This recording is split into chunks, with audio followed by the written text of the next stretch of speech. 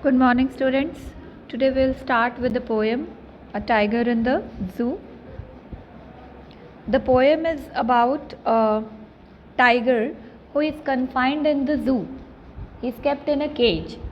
So the poet, that is Norris, he talks about the helplessness that the tiger is trapped into because he is in cage.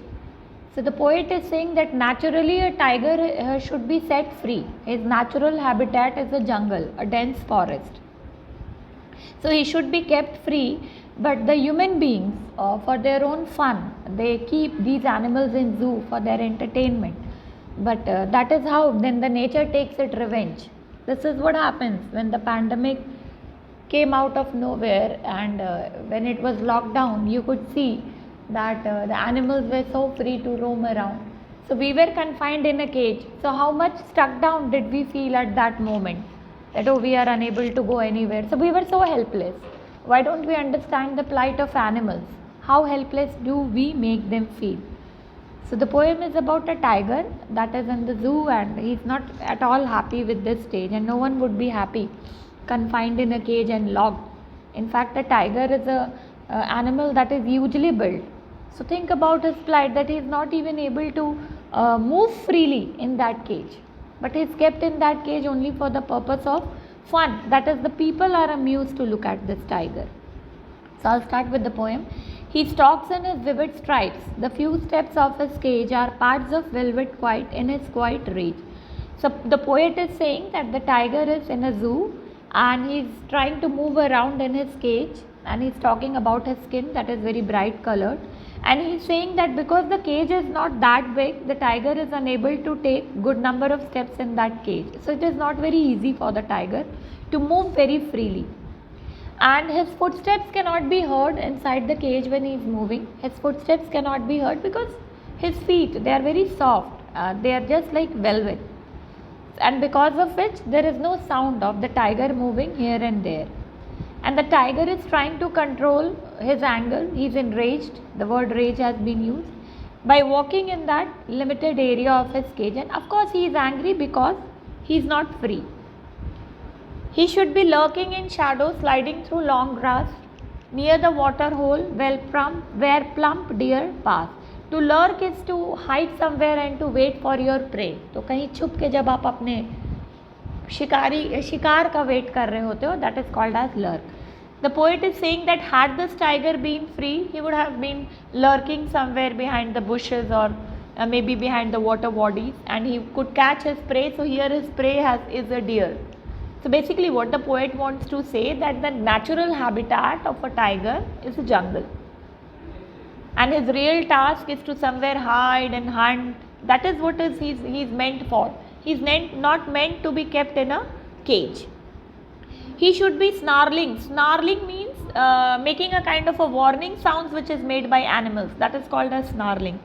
He should be snarling around houses at the jungle's edge, bearing his white fangs, his claws, terrorizing the village. So fang is the sharp tooth of animals. Basically snake के fangs होते हैं, लेकिन poets, they do have their poetic freedom or creative freedom. The fang is the sharp tooth of animal.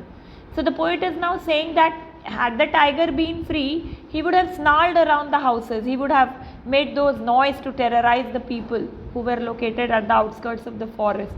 And he would instill a kind of terror in the people with his sharp teeth and sharp claws. And that would make him happy, because by nature the tiger is meant to create terror in the people and not to be terrorized by the people, because in zoo you see they are not treated in a very good manner even by the visitors. But he is locked in a concrete cell, his strength behind bars, stalking the length of his cage, ignoring visitors. But he is very helpless. He is inside a cage, and his all strength, which he should have actually been allowed to exude, now that is behind the bars.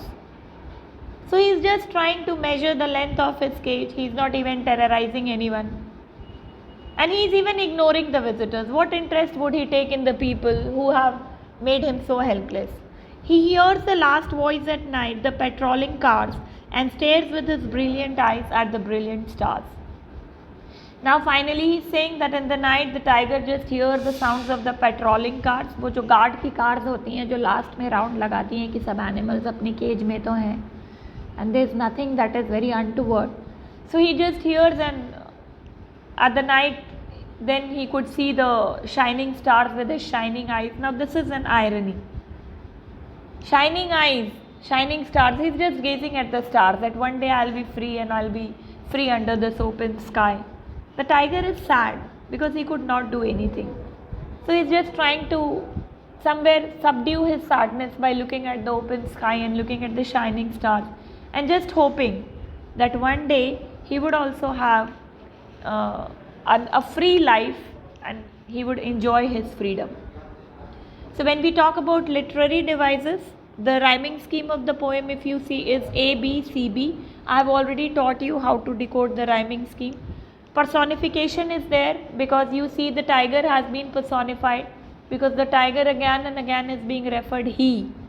Then you see the tiger's paws, they have been compared with velvet, as soft as velvet. So that is a metaphor. Then we have assonance as well. You can see the use of vowel sound again and again. And oxymoron भी है, quite rage. If you see this quite rage, ये oxymoron है. Two contrary ideas put together. Then we have enjambment also, line that continues to the next line without punctuation mark. So if you see here, sliding through deer pass, in that paragraph, sliding through long grass near the water hole where plump deer pass. There is no punctuation mark. Then we have alliteration, plump pass, that is the same sound, not the same word. And of course the poet has used imagery. He is trying to create an image. So when we talk about he would be hiding behind the bushes, so there is an image that is created in our mind. Okay, and there are a number of other literary devices as well, like onomatopoeia, snarling, that is the sound that is made by animals. So sound which words which denote sounds, they are called as onomatopoeia. Then we have consonants, the use of consonant word as his fangs, his claws. So repetition of those words.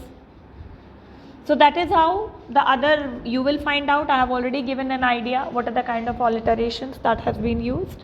So that's it for the day.